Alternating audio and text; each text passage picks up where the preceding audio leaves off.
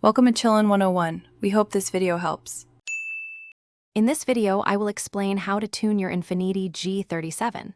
First, assess your G37's current performance and define your tuning objectives. Research reputable tuners and explore various tuning platforms available for your vehicle.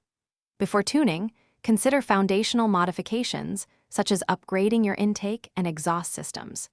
These initial steps are crucial for achieving optimal results and ensuring a successful tuning process. This preparation sets the stage for significant performance gains. To effectively tune your G37, an ECU reflash or a standalone engine management system is essential. For higher power levels, you might need upgraded fuel injectors and a high-flow fuel pump to ensure adequate fuel delivery. A wideband oxygen sensor is also crucial for precisely monitoring your air-fuel ratio, which is critical for both performance and engine safety. These components work together to allow for precise adjustments and maximize your engine's potential. The actual tuning process typically involves professional dyno tuning, which ensures safe and optimized power delivery across the entire RPM range.